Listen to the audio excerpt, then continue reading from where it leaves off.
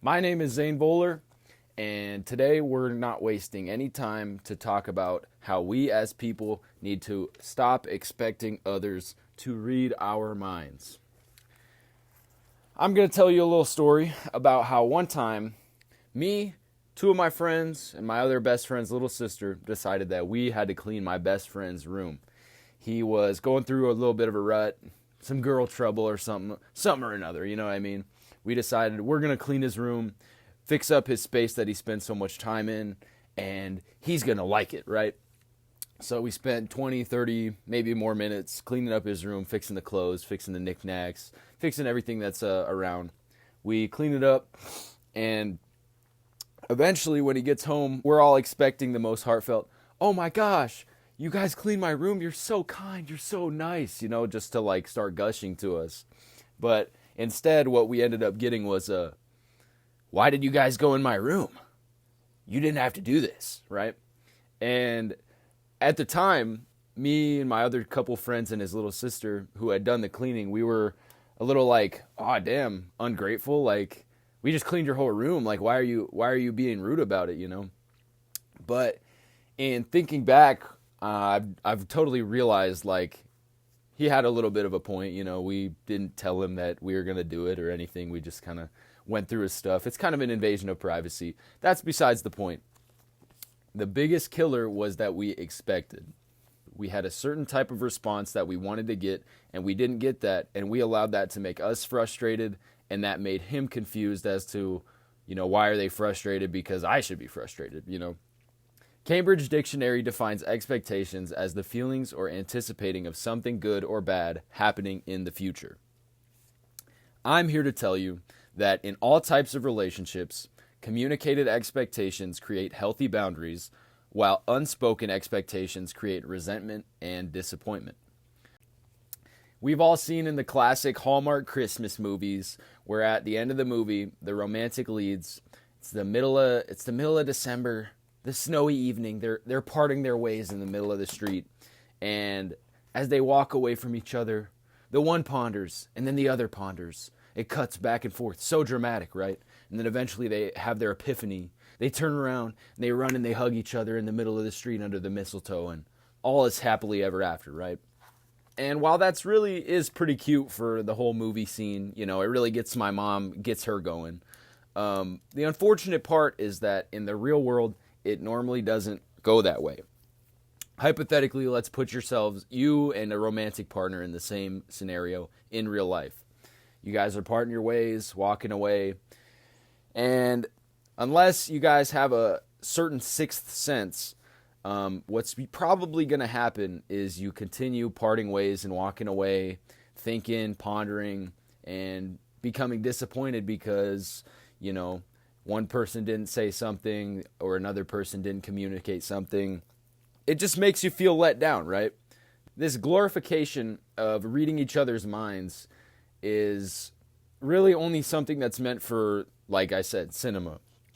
I'm going to link Scott Thomas's Always a Better You blog post that I used for research in this video down below. But one thing that I gathered from reading it is when he said, "This romanticized concept sets us up for massive failure in the real world. We convince ourselves that having to ask for what we need somehow cheapens the gesture. And we make excuses for this too. In romance, it's, well, if they really love me, they would know what I was thinking. In our friendships and our relationships, it's, well, we spent so much time together. They should know exactly what's on my mind. They should know how I think. They should know how I process things." These excuses are especially harmful as they rationalize our unbased frustration and only compound the already growing resentment. In all this yap, my big idea today is that we are humans. We can't read each other's minds. It's just not possible, Assuming that your unspoken expectations will be heard is unfair to both you and the people around you.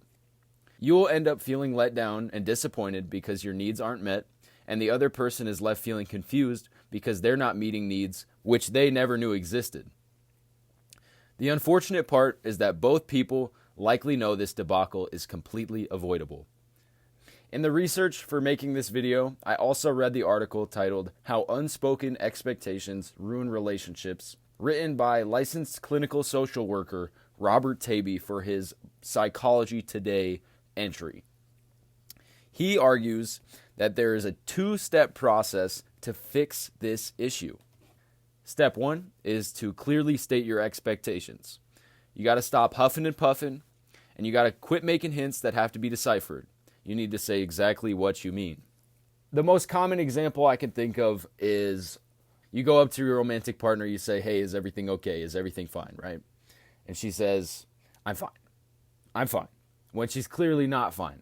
If somebody tells me they're fine, I'm not going to go on and press the issue. Are you sure? Are you sure? Because then that looks like I'm unsure of myself. I'm not confident. I'm not okay with the situation that's at hand, right? If somebody says they're fine, you put it down and you let it be fine, right? But if they're going to keep on making an issue of it, then you're not setting your expectations. You're assuming that they will know your expectations without clearly communicating them. Step two is to make independent decisions. Your actions should be done out of passion rather than expectation of an undetermined outcome.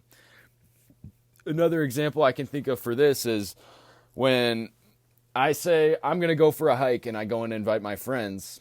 If my friends tell me, no, I can't make it. No, I don't want to go. Don't respond at all, I'm not going to change my outcome. I'm not going to not go on the hike because they didn't respond to me. I'm going to say, you're lost. Cut my ties and go on the damn hike, you know what I mean? And we can spend time with each other later. I think that's a big reason as to why so many people get so butthurt about things is they're pretty unwilling to go ahead and do things themselves. They're unwilling to just live by themselves, It's way easier if you're not expecting other people to show up with you and do things with you if you want to get things done productively.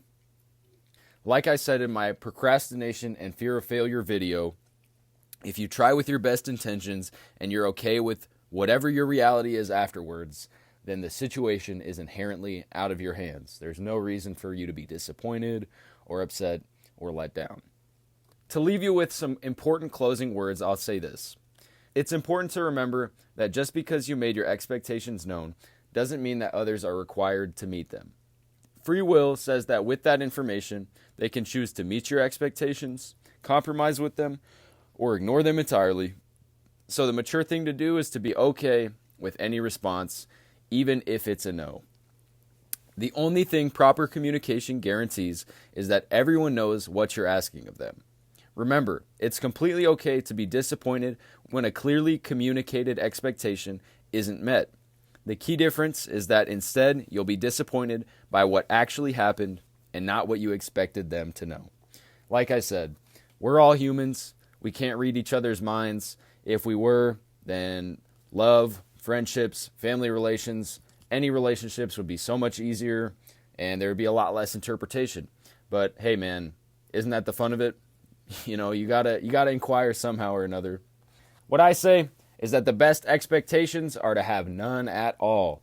It makes going about your daily life and your relations, your friendships, your romances, makes it a lot easier, less interpretation. If you really want something, you're going to have to let them know. And that's about all I got today.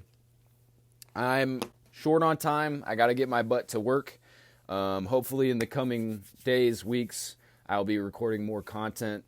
Apologize for the extended hiatus, but hopefully you guys made it to the end of the video. Drop a like, leave a comment if you learned anything new. And check out the other Zane Buller YouTube videos, and I'll see you next time. Goodbye.